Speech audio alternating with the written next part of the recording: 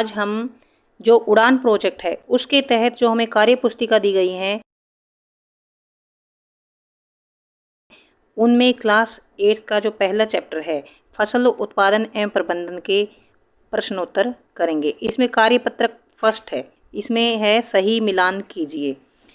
ये column A है, ये बी है, इनको मिलान करना है। जीवित रहने के लिए क्या चाहिए? भोजन चाहिए जीवित रहने के लिए। मनुष्य भोजन प्राप्त करता है कहाँ से? पौधे और जंतुओं से। जैसे साग सब्जी वगैरह तो पौधों से प्राप्त की जाती हैं, और जंतुओं से जैसे दूध, घी, मांस, अंडे वगैरह। खेत में काम करने के लिए उपयोगी है, क्या है? देखिए, जो दराती होती है वो खेत में काम करने के लिए उपयोगी होती है, इस टाइप की होती है वो, इसे फसलें काटी जाती हैं। पाचन एक है, पाचन एक प्रक्रिया है, प्रोसेस है। एक स्थान पर बहुत सारे पौधे उगाए जाते हैं तो उसे फसल कहा जाता है। कार्यपत्रक 2 है, पौधे से संबंधित विभिन्न चरणों को व्यवस्थित कीजिए। जो पौधा होता है उसको उगाया जाता है तो पहले मिट्टी को तैयार किया जाता है, तो इसमें आएगा मिट्टी या गमला तैयार करना, फर्स्ट तो ये आएगा। उसके बाद उसमें बीज डाले जाते हैं, बीज या जड़ को मिट्टी से ढकना, या तो बीज डाले जाते हैं या छोटे छोटे पौधे उसमें उगाए जाते हैं। बीजों या जड़ों को मिट्टी से ढका जाता है, उसके बाद उसमें पानी दिया जाता है। तो ये फर्स्ट आ गई, ये सेकंड आ गया और ये आ गया थर्ड। इसके बाद है कार्यपत्रक 3, चित्र में वस्तुओं को अलग अलग करने की विधियां दिखाई गई हैं, उनके नाम लिखिए। ये देखिए, ये हाथों से चुनकर पत्थरों को इसमें से अलग कर रहा है। तो हाथों से जब चुनकर किसी भी मोटे कंकड़ों को अलग किया जाता है तो वो होती है हस्त चयन विधि। मान लो हमारे पास कोई पदार्थ है, उसमें कुछ तो बारीक कण हैं और कुछ मोटे कण हैं। मोटे कणों को हाथों से चुनकर अलग कर दिया जाता है, तो इस प्रोसेस को या प्रक्रिया को हस्त चयन कहते हैं। इसमें ये गेहूं की जो डंडियां ले रखी है और ये पत्थर है, इसके ऊपर मार मार कर गेहूं को और भूसे को अलग अलग किया जा रहा है, तो ये है थ्रेशिंग विधि। इससे अनाज और डंडियों को अलग किया जाता है। इस प्रोसेस में यहाँ पर अनाज और भूसा है, और इसको अनाज और भूसे को अलग करने की प्रक्रिया को निष्पादन विधि कहते हैं। यहाँ से हवा चलती है इस तरफ से, और जो हल्के कण होते हैं भूसे के, भूसा जो होता है वो हल्का होता है, वो इस तरफ उड़ जाता है, और जो भारी कण होते हैं अनाज के वो यहाँ पर गिरते रहते हैं यहाँ पर। तो इस विधि को बोलते हैं निष्पादन विधि। चालन विधि है ये। जैसे हम आटे को छानते हैं तो आटे में जो ऊपर जो गेहूं वगैरह के जो छिलके से होते हैं वो ऊपर रह जाते हैं, मतलब भूसा ऊपर रह जाता है और आटा नीचे आ जाता है। इसी तरह से पतले बारीक कण और मोटे कणों को छलनी द्वारा अलग किया जाता है छानकर, तो इस विधि को बोलते हैं चालन विधि। कार्यपत्रक 4 है, निम्न चित्रों में आपको जो औजार दिखाई दे रहे हैं उनके नाम और उनको कहाँ और कैसे उपयोग किया जा सकता है के बारे में लिखिए। तो हमें क्या लिखना है? इन औजारों के नाम लिखने हैं। तो यहाँ लिखेंगे दराती, इसको बोलेंगे कुदाली। ये कस्सी जैसी होती है, कस्सी में थोड़ा सा इधर से फ्लैट होता है और ये इतनी ज़्यादा यहाँ से नुकीली नहीं होती, लेकिन जो ये कुदाली है ये यहाँ से नुकीली होती है। ये जो लोहा लगा होता है इसमें, और यहाँ से चौड़ा होता है, यहाँ से नुकीला होता है।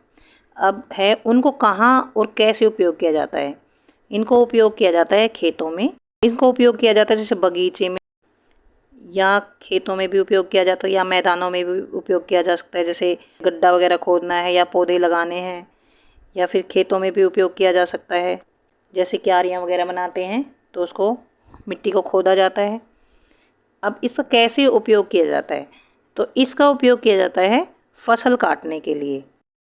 दराती को बगीचे में भी यूज किया जा सकता है, क्योंकि बगीचे में भी हम कुछ ना कुछ उगाते हैं और उनको मान लो खरपतवार वगैरह जो काटने होते हैं, पौधे उग जाते हैं जिनके हमें ज़रूरत नहीं होती वो काटने पड़ते हैं, तो यहाँ पर हम लिख सकते हैं खरपतवार को हटाने के लिए। और इसको यूज़ किया जाता है खेतों में, बगीचों में। उसके लिए किस लिए? जैसे गड्ढा खोदने के लिए, मिट्टी को जो सॉफ्ट किया जाता है तो इससे मिट्टी को खोदा जाता है। और क्यारियाँ बनाने के लिए भी कर सकते हैं। जब फसलों में पानी दिया जाता है, सिंचाई की जाती है, तो मिट्टी से क्यारियाँ बनाई जाती है ताकि पानी फसलों तक आराम से पहुंच सके। तो यहाँ पर लिखेंगे क्यारियाँ बनाने के लिए। ये सब इनके काम हैं।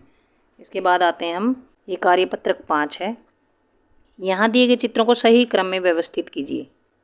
ये जो हैं ये कृषि पद्धतियाँ जो हैं वो हैं जो खेती करते हैं, उनमें कौन कौन सी विधियाँ यूज़ की जाती हैं। जब भी खेती की जाती है, कोई भी फसल उगाई जाती है, तो कौन कौन सी विधि यूज़ की जाती है और पहले कौन सी यूज़ की जाती है, फिर सेकंड पे कौन सी आती है, थर्ड पे कौन सी। तो इस तरह से हमें इसको क्रम में व्यवस्थित करना है।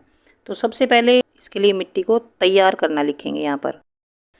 उसके बाद ये सेकंड है बुआई करना। खेतों में बीज बोए जाते हैं तो उनको समान दूरी पर लगाना चाहिए, तो यहाँ आएगा बुआई। थर्ड नंबर है खाद एवं उर्वरक डालना, तो ये आएगा खाद एवं उर्वरक डालना। और चौथे नंबर पे सिंचाई, यहाँ पर आएगा सिंचाई, क्योंकि पानी दिया जाता है इसमें। जब खेतों में पानी दिया जाता है फसलों को, तो उस प्रोसेस को बोलते हैं, प्रक्रिया को बोलते हैं सिंचाई।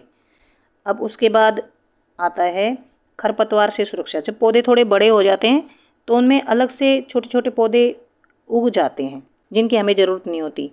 ऐसे जैसे घास फूस उग जाते हैं तो वो होते खरपतवार। तो खरपतवार से सुरक्षा करना ज़रूरी होता है, उसके लिए दवाइयाँ छिड़की जाती हैं। तो यहाँ पर लिखेंगे खरपतवार से सुरक्षा। ये आएगा पहला, तो ये आएगा, सेकंड ये आएगा, थर्ड ये आएगा, फोर्थ ये आएगा और फिफ्थ आएगा ये वाला। 6 नंबर पे आएगा जब फसलें बड़ी हो जाती हैं तो उनको काटा जाता है, तो इसे बोलते हैं कटाई। ये आएगा 6 नंबर पे। और 7th पर जब ये इनकी कटाई वगैरह हो जाती है, अनाज को भूसे से अलग किया जाता है और उसको स्टोर करके रखा जाता है, तो यहाँ आएगा भंडारण। ये यहाँ पर देखिए बोरियों में भर रखा है ये अनाज, तो ये आएगा भंडारण। 5 हो चुका है, अब हम 6 पे चलते हैं। कार्यपत्रक 6 है। इस सारणी में कुछ खाद्य पदार्थों के नाम दिए गए हैं, वे हमें कहाँ से प्राप्त होते हैं, उनके नाम लिखिए। ये खाद्य पदार्थ हैं। खाद्य पदार्थ क्या होता है, जिन्हें हम खाते हैं। खाने योग्य जो पदार्थ होते हैं जिनको हम खा सकते हैं, उनसे हमें कोई भी प्रॉब्लम नहीं होती, तो वो होते हैं खाद्य पदार्थ। और ये कहाँ से प्राप्त होते हैं, ये खाद्य पदार्थ है जैसे दूध, वसा, मांस, अनाज, सब्जियां, शहद। ये इनके स्रोत हैं। स्रोत मतलब जो खाद्य पदार्थ कहाँ से प्राप्त होते हैं उन्हें बोलते हैं स्रोत। जैसे दूध कहाँ से प्राप्त होता है, दूध प्राप्त होता है जंतुओं से, तो जंतु इनके स्रोत हुए। इनके स्रोत जो हैं उनके नाम लिखने हैं। वसा कहाँ से प्राप्त होता है, वसा हमें जंतुओं से भी प्राप्त होती है, क्योंकि जंतुओं से दूध मिलता है हमें, दूध से फिर जो घी बनाया जाता है तो जंतुओं से मिलता है। और जो पौधे होते हैं उनके जो बीज होते हैं उनसे तेल निकाला जाता है, तो उनसे भी हमें वसा प्राप्त होती है। तो इसमें आएगा जंतु और पौधे दोनों। मांस हमें जंतुओं से प्राप्त होता है, तो यहाँ आएगा जंतु। अनाज हमें पौधों से प्राप्त होता है, तो यहाँ आएगा पौधे। सब्जियाँ भी हमें पौधों से प्राप्त होती हैं, तो यहाँ आएगा पौधे। और शहद हमें पौधों से प्राप्त होता है, क्योंकि इसे मधुमक्खी बनाती है, इसलिए यहाँ पर जंतु भी आएगा। यहाँ तक कार्यपत्र 6 हो गया है। ये फर्स्ट चैप्टर ख़त्म हो गया है। अब हम नेक्स्ट वीडियो में अगला पार्ट करेंगे। अगर आपको पसंद आ गया है, please subscribe my channel, share to your friends and like. और कुछ समझ नहीं आए तो कमेंट बॉक्स में लिखकर पूछ सकते हैं। Thanks for watching.